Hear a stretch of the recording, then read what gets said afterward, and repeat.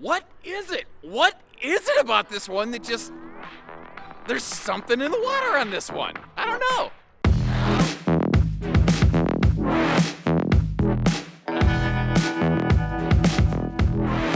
Hey everybody, Josh the RV Nerd here with Spacious RV today with a 22 RBS. You could call it a Salem, you could call it a Wildwood. The only difference is what it says on the decals and the paint on that exterior. Beyond that, they're literally identical, and this thing is a popular one. It's interesting because they make the X-Lite or the Cruise Lite Little Brother series, and then they have the full Salem or full Wildwood, which is what we're looking at today. And this is the smallest member of that family. I think it's the only non-Super Slide member of that family. But where a lot of manufacturers took a floor plan like this that maybe years ago was made with the idea of putting a dinette in the slide, and then sofas have become more popular over the years, they've come out with something that is purpose-built with an extra large lounge in a smaller size RV. Like, this is something, I believe it's like 29-ish feet, give or take. It's under 30 feet as I recall. It's about 5,900 pounds. It makes a fantastic pairing for most half-ton pickups, which is great. Or maybe if you got one of those really larger class SUVs, excursion-ish kind of thing, potentially you could tow this around. It has a couple little hiccups in road mode. It does lack a little bit on door side windows, but you've got just unfreaking believable storage in this thing. And if you're stuck inside on a rainy day, it's got just enough space with that Swiss Army Super Sofa that you're not gonna go cabin crazy, stir fever on one another. I don't know what it is. Like I said, I can never exactly put my finger on what it is that this one has, but I know it has it. Now, compared to the previous years, there haven't been any kind of major shifts on this floor plan, which, other than a couple things you're going to see in road mode. I'm going to close the slide out for you and show you where it does have a little bit of an Achilles heel, and I always want you to kind of see and get that fair information from our videos. I want you to know, what you're buying and what you're getting for it and what it might represent to you. Other than that, though, for the most part, they didn't change anything, which I'm glad, because this is a great model. What they've added here are a couple handy creature comfort features, like, just one light switch to act, one switch to rule them all. But also, if I can get my finger on it here, because I'm operating blind around the corner, this does have dimmer switch lighting too. You see how those have died down, and then they can swell right back up. Now, it does also have a positional memory on those lights, so if you want to leave them dim at night, when you click them back on in the morning, they'll stay dim. And, guys, what kind of lights do most RVs have above their slides?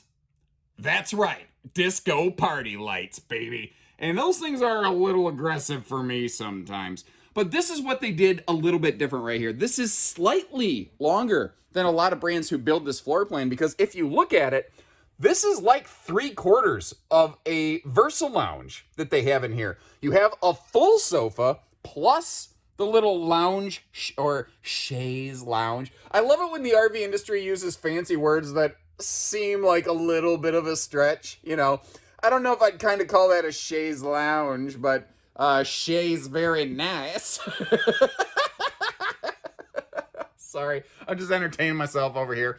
Couple things I really like about this one. The taller 6'9" ceiling and the bigger slide make this small-ish, mid-sized trailer, if you will, not feel so small. But you notice how they put the refrigerator over there in the slide. That big 10.7 cubic foot, 12-volt DC compressor fridge off in the slide out. And apparently I left the bed in the up position, although we're getting a great look at the underbed storage kind of decking right there. You know what?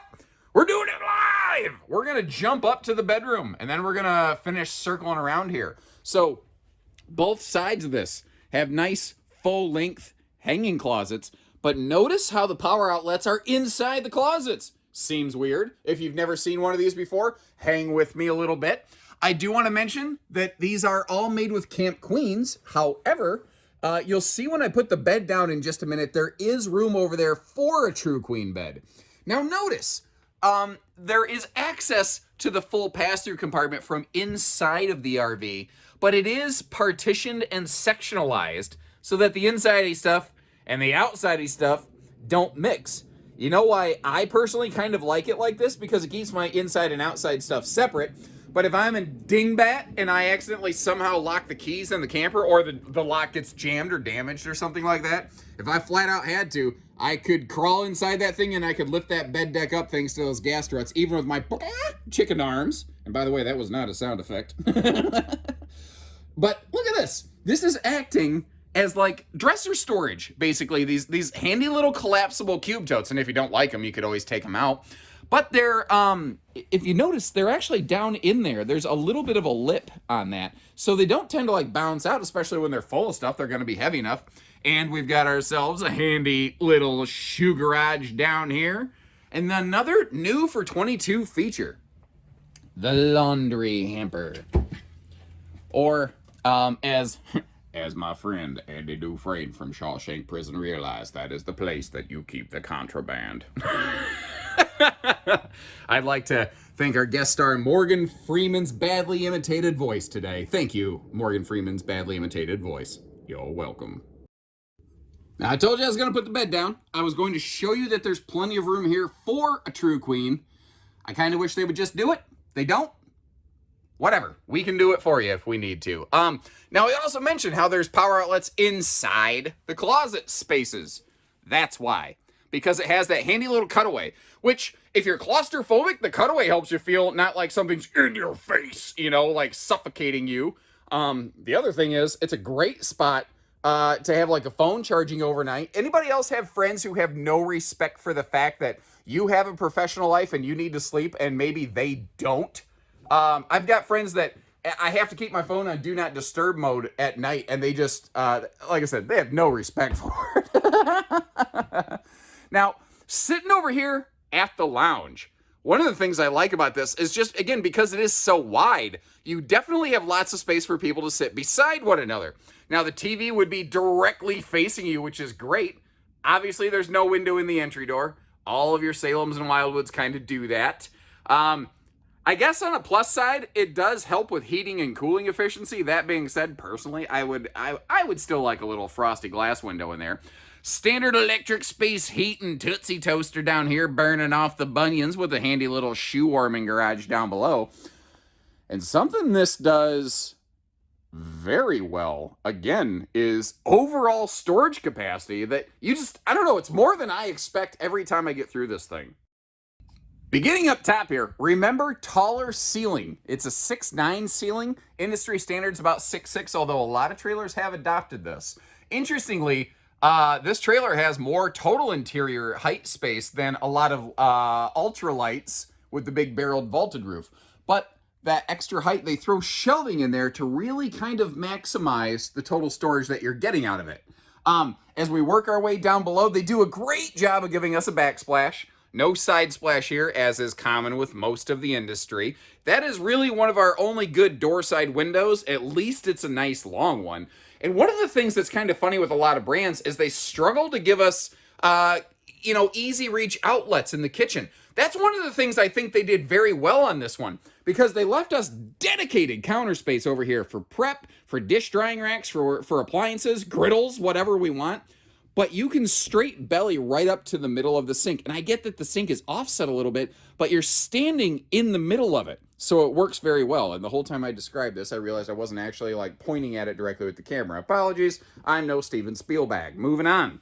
The double drawers down here in what they call the active Susie instead of lazy Susan. She is lazy and needs to work, ya boy. But look, even the little toe kick. Remember I said you can belly right up to that kitchen? You don't have to like bend forward and like, you ever do dishes in a camper and your back is tired? It's funny how that little extra 1.5 inches right there makes a big difference. An 1.5 inches definitely feels different in these things. Big space for a wastebasket down there. But we're not really done with the storage. You know, I kind of made a big deal about it, and so far you're like, it's not that impressive.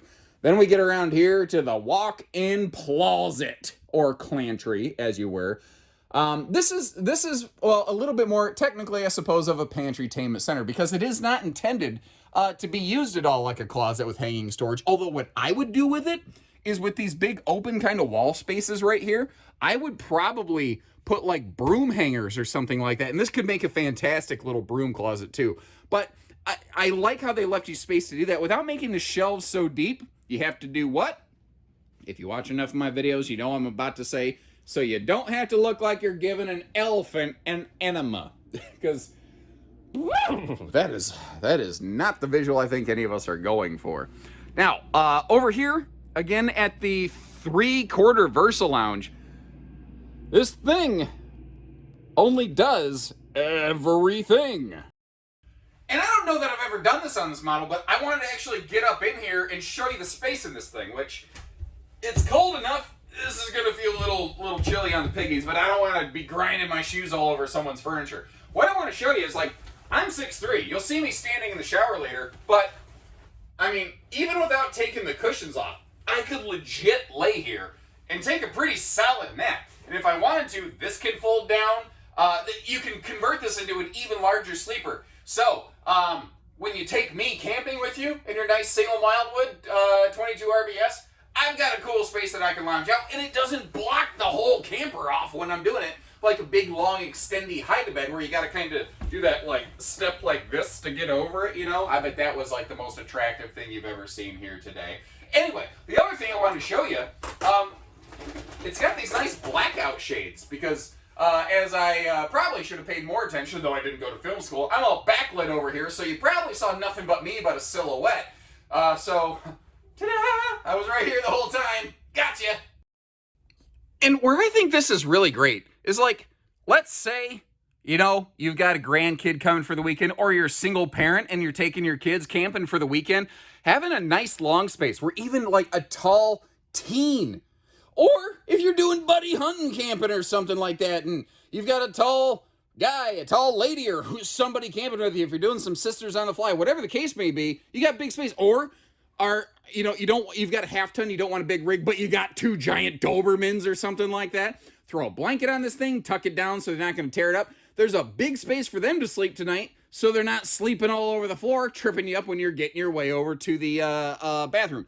Now, that corner cushion that we looked at is actually one big chunk, so you do have to get it out of the way, but I wanted to demonstrate that there's a place right there that you can set it that's not going to block you, you know, from, you know, walking through at night. And again, kind of like tripping over the dogs, you're not tripping over your cushions, and bam! And again, showing you the windows in full blackout mode here. And remember, you can dim the ceiling lights and you have that overhead accent light. But if you've never seen this model before, you might be looking at it going, yeah, but where do I eat? Well, you can eat right here. It comes with this handy little mount that actually goes right on the face of the whole 3/4 VersaLounge Swiss Army Super Sofa, whatever. What name do we want to call this thing here? But what I like about this is that it's actually where it's not like a square or bracketed mount, so you can pivot. Here, sorry, I'm doing a bad job describing this. Let me just show you. It's like magic. So that if you want to convert it more into, like, let's say you're up and down, you're just watching TV, but like you've got some nachos, some snacks or something like that. It can be a little snack table. You know, you could have like I don't know, you could put a chair over here, you could wrap around it, you could sort of use it like a U-dinette if you brought an extra little folding stool or something like that. And you're going, yeah, but where am I going to keep something like that? Well, there's more storage yet we haven't seen. Because the whole flippin' thing is actually storage. Now, these 2 totes right here, they're actually stackable. You can, you know, like Russian nesting dolls, sleeve them into one another if you want to store them out of the way and just leave that as open storage down below. But they're also food safe, which I think is kind of cool. Now, over here, because that tabletop actually stores under the chaise lounge section of the sofa, there's a little slimmer tote that still comes with it. But at least, again, you don't have to go digging for the storage. You know, it's nice that they give us that. Now, I don't think you need a toilet selfie champion picture right here to realize that there's excellent space around that toilet, but I'm going to give you one anyway, just like X. I'm going to give it to you just like X going to give it to you. That's just how I roll, guys. We have one of those nice, large, big rectangular showers, and this is one of the, I think that's a 30 by 36, so it's a little bit wider than some of the rectangle showers out there, and to give you extra elbow, that sounds like a finishing move from a WWE wrestler. The elbow! But they radius that top track right there to give you more room, and with this being 6'9" tall, you've got yourself some fantastic headroom in there. Now, cracking everything open in here. By the way, this rear window, sorry, I saw something shiny, has the same blackout shade as everything else that you've seen in the RV. And I love that they even do those up in the bedroom. There's a lot of campers that will give you nicer living room window treatments, but then in the bedroom they scale back. You don't see that happen with these guys. They're far more consistent that way. You might have noticed too, that's a porcelain foot flush stool, which I think is kind of cool. But what they do, I'm going to call this the toilet paper storage space or whatever, under the sink. I love that little wooden slat look. That's something I think they borrowed from their destination trailers, the Lodge and the Grand Lodge, or the Villa and the Grand Villa, as it were. I don't know. For a stick and tin bathroom, this looks and feels pretty swanky to me. And again, the storage, having an extra big closet back here, they just get high marks from storage for me with this thing all the way through. We haven't even gone outside yet. They've got a big pass through. But you know, as good as this one is when you get there, it does have a little couple hiccups when you are getting there. Taking the time to close the slides here so you could take a look at it in road mode. Like many of these rear bath front bedroom, especially the smaller series non-super slide campers, sometimes the super slide models have a second door straight into the bedroom that allow for bedroom access. These shorter ones like this typically never do. Now they did something here. I have asked for like 3 years if they would please change this, and maybe if I can get enough feedback from you folks, they might actually do it. What I'm getting at is this countertop. I love the big countertop. It's awesome. That's great. I wish that part that sticks out was a folding countertop though, so that when you're traveling, you'd still be able to get to the refrigerator. Is that a good idea? Is that something you'd like to see? Please leave me a note in the comment section, and maybe if we can throw enough evidence at the factory, they might change it up. But it's not without its merits in road mode. You know, the bedroom and the fridge, lost. I get it. That could be a challenge. And again, I hope you appreciate the fact that even sometimes where an RV's not amazing, I like to point that stuff out so that, you know, before you go spending all your money, you can know what you're getting into. But back to the task at hand here, it's not without its road mode merits. It is wide open to the bathroom. So if you got to make a little you know, roadside taco potty stop, you can get yourself in here very easily. You don't have to do any weird, like, contortionist bathroom yoga to get there. Now, for the most part on this channel, you've seen these in the Wildwood version with the white exterior skin and the kind of, I don't know, bronze accents, as it were. The Salem version of this, again, the exact same camper, has a silver skin with blue accents. A color scheme somewhat like a Cherokee, not exactly, but in the same kind of wheelhouse, kind of similar color palette to like a Catalina. You know, I'm kind of curious, is there a specific color palette you prefer? Does the one match your truck better than the other? You know, why would you feel that way? I'm just kind of curious. Now, a couple nice little features here. They're not slam latches, but at least they are magnet holdbacks. And new for 22, they've made these door side baggage compartment doors dry erase boards. And I'm kind of curious, what would you use that for? Like, I like the idea, but then I started asking myself, why would I ever need that? And the way I camp, I'm not really coming up with a lot of answers beyond maybe playing Pictionary with my daughter outside on a given day. Now, notice here, again, big pass-through door. I don't usually do that, but I left the bed flipped up to once again drive home the fact that it is kind of a pass-through compartment. Now, admittedly, that other side baggage door, not quite as big, but overall, you know, it is a good size compartment. And if your cargo shifts, if you got to lift up the bed, you can get to it there. Tractor roaring around behind us. We have been busier than the Dickens, and I don't know who the Dickens are and why they've been so busy, but we're even busier. If I'm gonna be nitpicky, first of all, I love the fact that the entry door is more in the middle of the awning, so on a rainy day you don't get spritzed in the face. People who've never camped, you don't realize that's a common thing, and depending on where you live, if you live in an area with a lot of precipitation, it's a good fact to consider.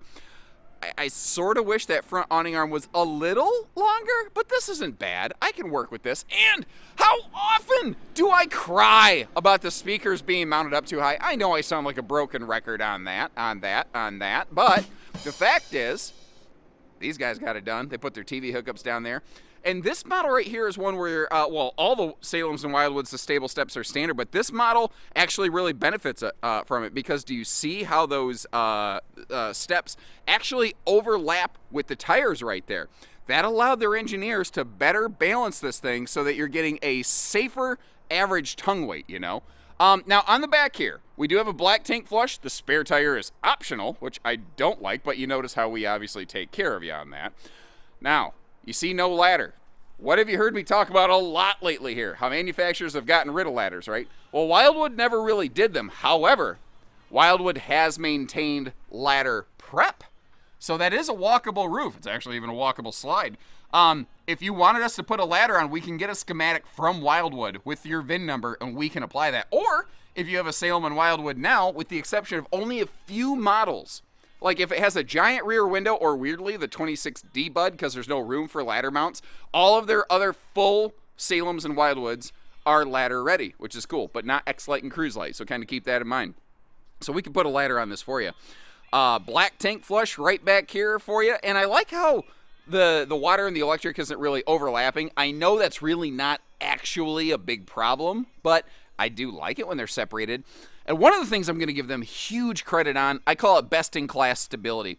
Because not only do you have those stable steps, but you also have the strong arm stabilizer jack legs on all 4 jacks, the front and the rear. And what that's going to do for us is give us some serious stability as, oh my lord, I'm tripping over the rain gutter down here.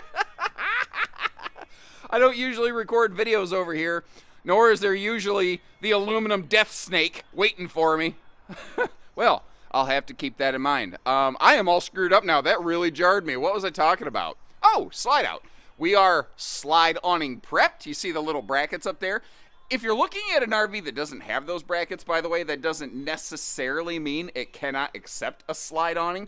But there are some instances, more common on smaller trailers though, where you actually really should not be installing a slide awning because the slide awning itself, there's not enough height drop from the roof line to the top of the slide. And what that could mean is it could actually shunt rainwater down toward the roof instead of away from it. So there's weird instances like that out there.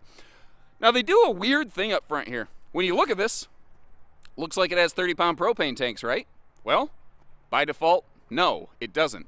It does include a 30-pound propane tank cover if you wanted to upgrade, but these do come with 20s, and that's the extra kind of, I'm not going to, I think that a lie by omission is still a lie, and I'm not going to do that, you know.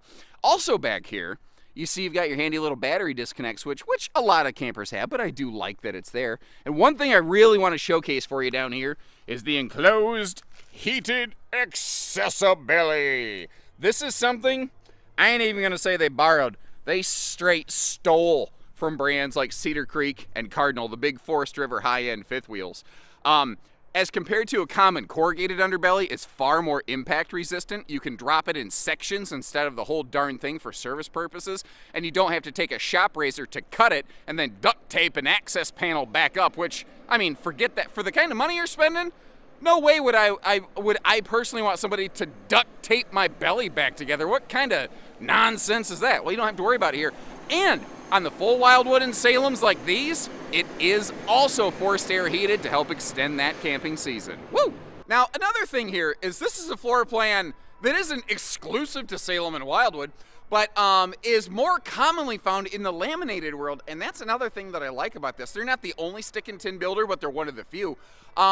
They keep this thing at a far more accessible price point as compared to a lot of those laminated brands there.